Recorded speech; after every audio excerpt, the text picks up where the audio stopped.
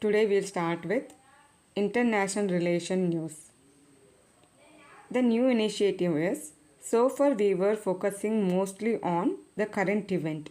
Now along with the current news, we should also focus on static part.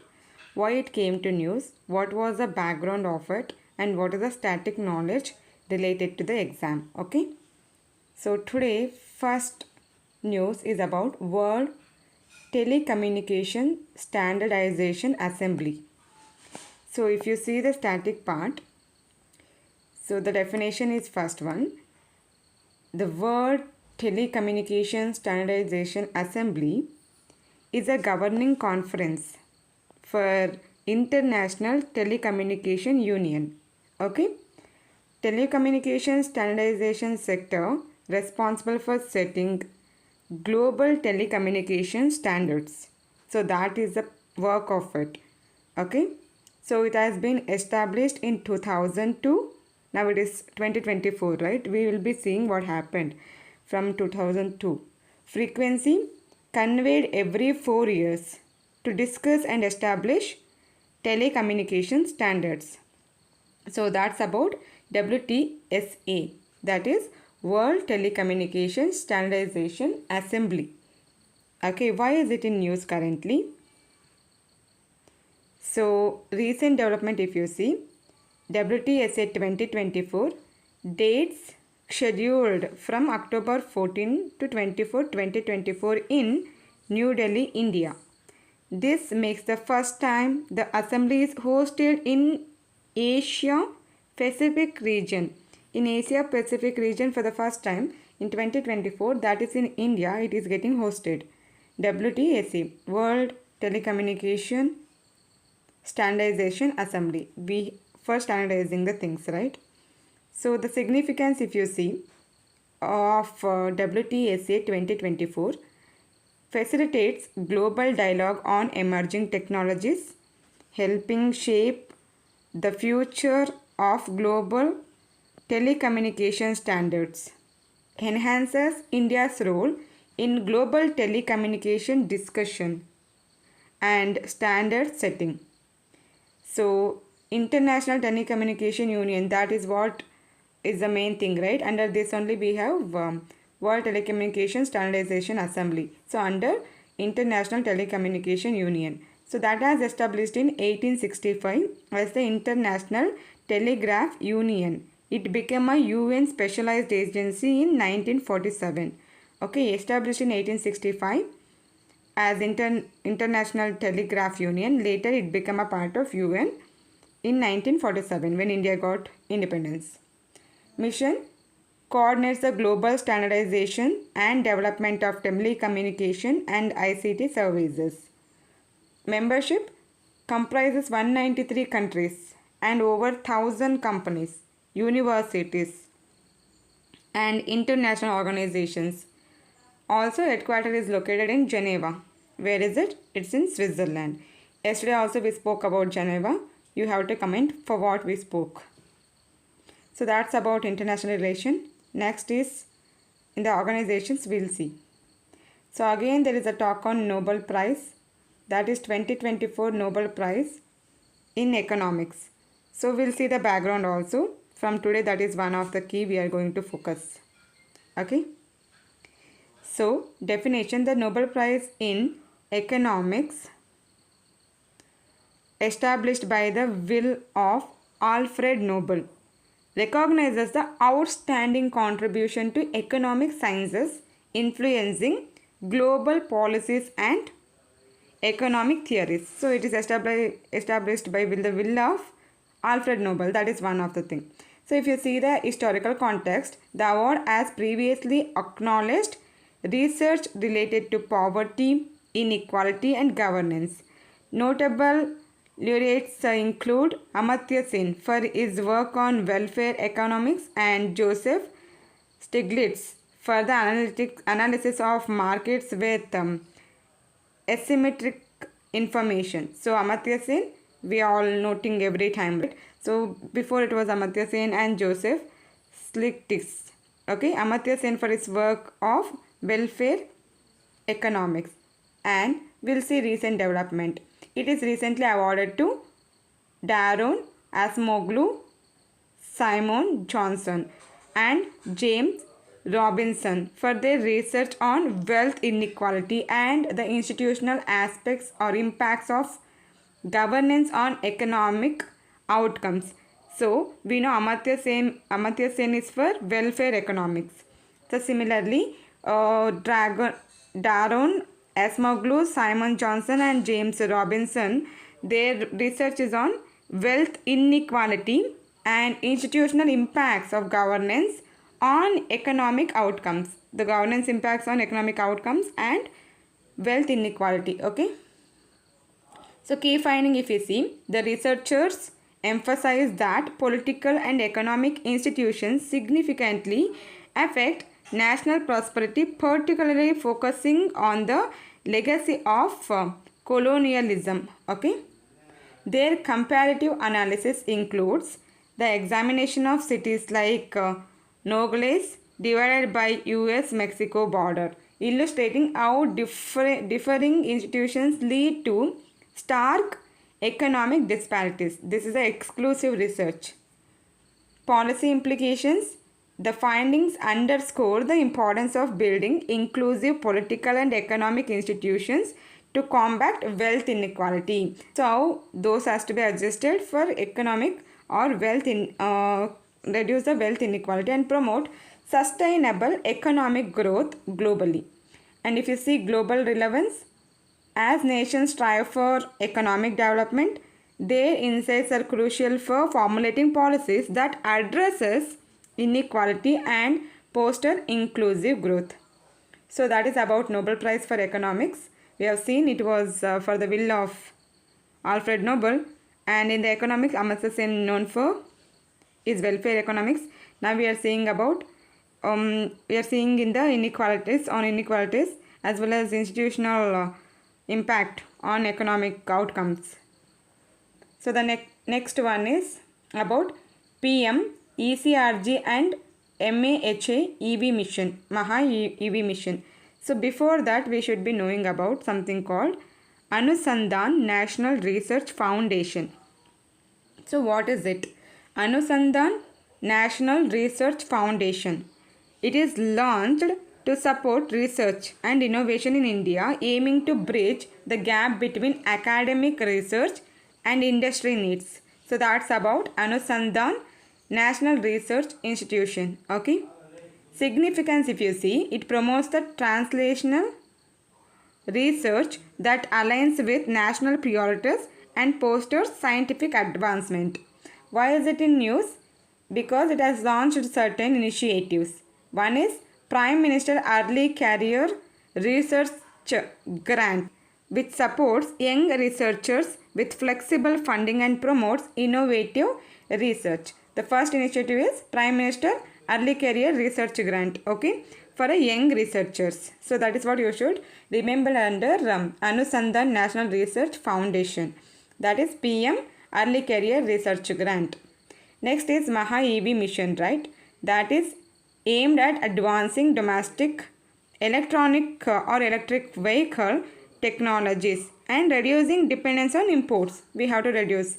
So focus on three critical verticals: EV batteries and cells, power electronics, machines and drives, and EV charging infrastructure. These are the focusing areas under Maha EV mission. Okay. So next, if you see the strategic goals, it aligns with India's vision of achieving self-reliance. Maha EV, it is for what? To reduce the imports, EV vehicle technologies and reduce the import, right? That is talking about self-reliance, Atmanirbhar Bharat, and transitioning to sustainable mobility. Anyway, it's EV, sustainable mobility. Encourages multi-institutional collaborations to drive innovation in the EV sector. So significance, if you see, supports India's broader goal of technological advancement and economic growth, especially in the context of combating climate change. So this is all about Anusandhan National Research Foundation and its two initiative, that is PM Early Career Research Grant and Maha EV mission. Okay, we'll see the next one. Is there any news in the economics section? We don't have new articles under economics. We'll see in society if anything. Yes, we have one article, that is e-migrate portal 2.v2.2. Okay. So definition, if you see, it's an online platform designed to facilitate safe and legal migration for Indian workers abroad, ensuring their rights and welfare. Importance: it addresses the challenges faced by Indian migrant workers and aims to provide them with necessary support and services. It's an online platform. Okay, that's the thing you have to memorize. That is e-migrate portal v2.0. So recent development, it has been launched in October 2024. The revamped e-migrate v2.0 portal and mobile app aims to enhance the user experience and provide robust support for migrant workers. Key features: 24/7 multilingual helpline. It's multilingual. Okay. So it offers real-time solutions for migrant workers in multiple languages, addressing urgent concerns. Integration with DigiLocker enables seamless paperless submission of documents like passport and employment contracts. So there is an integration with DigiLocker as well. The next one, social security net, expands social security for migrant through partnerships with banks for insurance and digital payment services. And also it's a mobile app developed to facilitate easy access to services, including a job search marketplace for overseas employment. And in global context, if you see, it aligns with India's commitment to protecting its migrant workforce and participating in international discussions on migration and labor rights. So that's about e-migrate portal v2.0, unveiled by Jaishankar, External Affairs Minister. Yes, we'll get into the map section. Today we have Nile River Basin Cooperation Framework Agreement on use. So it's a cooperative framework agreement for Nile River Basin. It enforcement signifies progress towards collaborative water resource management, addressing historical grievances while promoting equitable use among Nile Basin nations amid going on tensions. Okay, so the Nile River Basin Cooperative Framework Agreement. So if you see the static point, that is Cooperative Framework Agreement is treaty for cooperative management of Nile's water resource among the 9 Nile Basin countries. How many Nile Basin countries? There are 9 countries. That is what you should be memorizing as part of the map. Okay. If you see the historical context, the countries involved are 9 countries. What are those? You can see in the map. Okay. Before seeing, we will just read those so that we can easily memorize. One is Burundi, DR Congo, Egypt, Ethiopia, Kenya, Rwanda, Sudan, Tanzania and Uganda. We know Tanzania where the Victoria River comes, and then Ethiopia where the White Nile comes. So these 2 countries already known, and DR Congo it passes along with Burundi, Rwanda and then Kenya from there, and also Uganda. There are 9 countries: Burundi, Rwanda, DR Congo, Egypt, Ethiopia, Sudan, Tanzania and Uganda. Okay. Rectifying nations ratified by Burundi, Ethiopia, Rwanda, Tanzania, Uganda. South Sudan also acceded. Okay. So recent development, if you see, enforcement date came into force on October 13, 2024 after over a decade of negotiation. So key provisions, Article 14B ensures no significant harm to the water security of any Nile Basin state. So contentious for Egypt and Sudan. Opposition, Egypt and Sudan are opposing for cooperation framework. Okay. Fearing potential threats to their water security. So what are the two countries which are opposing? Egypt and Sudan. Nile River facts, if you see, length approximately 6,695 kilometers, one of the longest rivers globally. Sources includes Lake Victoria, Blue Nile, White Nile and Kagera River. So 4 sources: Victoria, Blue Nile, White Nile and Kagera River. Basin countries encompasses Tanzania, Burundi, Rwanda, DR Congo, Kenya and Egypt.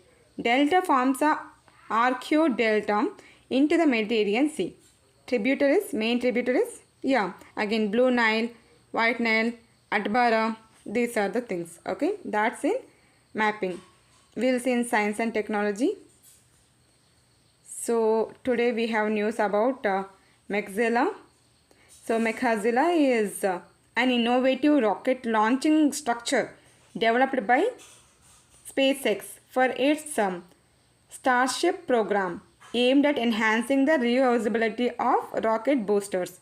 It's a rocket launching structure. Okay, Mechazilla. Okay, importance, if you see in space exploration, the need for efficient and sustainable recovery system to minimize cost and maximize reusability is critical as space missions increase in frequency.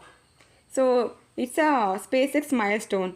SpaceX successfully landed its Starship rocket using Mechazilla, a significant advancement in space technology. If you see about Mechazilla, structure a massive 400-foot tall rocket launching or catching system. It's a catching system at SpaceX Starbase in Texas. Mechanical arm known as chopsticks. The mechanical arms are known as chopsticks, designed to catch the super heavy booster mid-air during its return to Earth. So for reusability we are using it. Okay, Mechazilla. So working of Mechazilla, SpaceX successfully landed its Starship rocket using Mechazilla, a significant advancement in space technology. So there is in depth about Mechazilla. It's for launch and ascent, booster separation, controlled descent, booster catching, and significance, if you see, quick reusability, sustainability, cost reduction, future of space travel will be this. Okay, next article, if you see, it's about Samarthak vessel. It's a Samarthak vessel. So if you see, what is it? It's a multi-purpose vehicle or versatile ships designed for various operational roles. Samarthak, okay, enhancing naval capability and security. If you see the importance in defense strategy, indigenous shipbuilding plays a crucial role in strengthening national security and reducing reliance on foreign technology. And the recent development, launch of Samarthak, the first of 2 multi-purpose vessels named Samarthak, meaning supporter, was launched at L&T shipyard, Kattupalli, Tamil Nadu, as part of India's effort to boost indigenous defense manufacturing, Atmanirbhar Bharat. So specifications, length is 106 meters, speed is maximum of 15 knots. Capability includes towing ship, launching and recovering targets, operating unmanned autonomous vehicles, serving as a platform for trial of indigenous weapons and sensors. And if you see the strategic significance, it enhances the Indian Navy's operational readiness and demonstrates India's growing capabilities in defense production, aligns with national initiatives like Make in India and Atmanirbhar Bharat. Samarthak, multi-purpose vessel. Okay, where did it launched? in Kattupalli, Tamil Nadu. Okay. We'll see in internal security. There is one term used, that is internet vigilantism. So if you see what is it, first we should understand what is internet vigilantism. It refers to the practice where individuals or groups use online platform to identify, expose or punish alleged wrongdoers, often outside the formal judicial system. It's out of formal judicial system, who are like a group of members or an individual identify and punish alleged wrongdoers. Okay. So legal framework, if you see, in Pakistan, blasphemy laws are among the strictest globally, with severe penalties including the death sentence. This creates a high risk environment where accusation can lead to mob justice. So recent development, why is it in news if you see?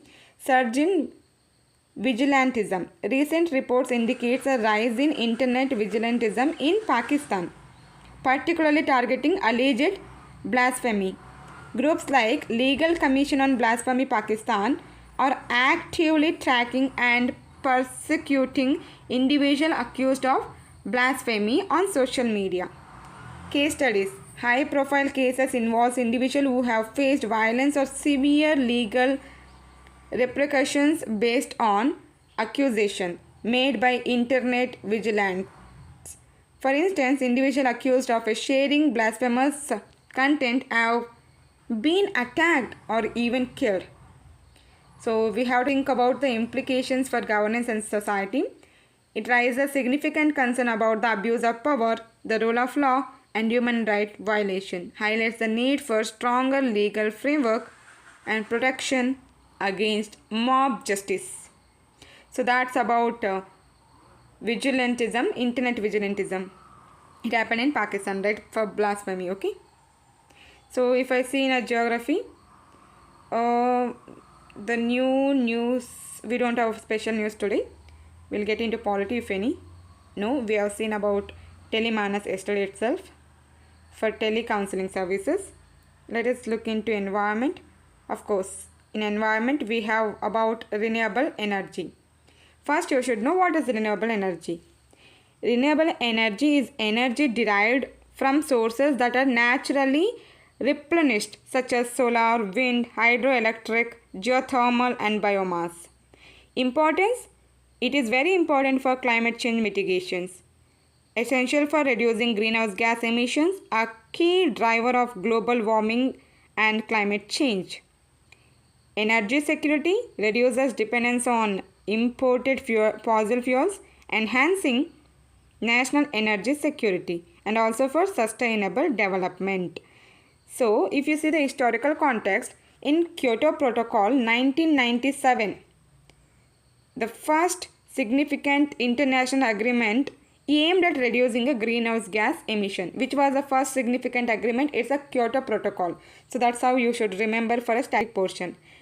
It established legally binding obligation for developed countries to reduce their greenhouse gas emission. It was for developed countries at that time, Kyoto Protocol. In Paris Agreement 2015, a landmark international treaty that set out a global framework to avoid dangerous climate change by limiting global warming to below 2 degrees Celsius, countries committed to national contribution to reduce emissions. So accordingly, recent development, if you see, current status in India as of October 2024, India surpassed 200 gigawatt of renewable energy capacity. It's a significant milestone. We surpassed 200 gigawatt. So if you see the sectoral, more is for solar energy, 90.76 gigawatt, highlighting India's push for solar energy through initiatives like solar park schemes, PM Kusum schemes, that is Pradhan Mantri Kisan Urja Suraksha Evam Utan Mahabhiyan. Wind power 47.36 gigawatt with significant installation in the states like Tamil Nadu and Gujarat. So government initiative, if you see other things, Atmanirbhar Bharat, that is self-reliant India, aimed at boosting domestic manufacturing of renewable technologies. Also, National Electric Mobility Mission Plan is there, which promotes electric vehicle adoption to reduce carbon emissions. So the challenges, infrastructure challenges and financial constraints are there. So India has agreed for 500 gigawatt and we have reached almost 200 gigawatt now. That's a milestone. So for a clarification, I have given what is renewable and what is combustible fuels. Also we have gray area, right? So you can just observe the Venn diagram for more clarification. That's all about environment section. We see if anything in ethics. No. Even in history part we know we don't have new articles. So that's all for today. We'll catch up tomorrow as usual.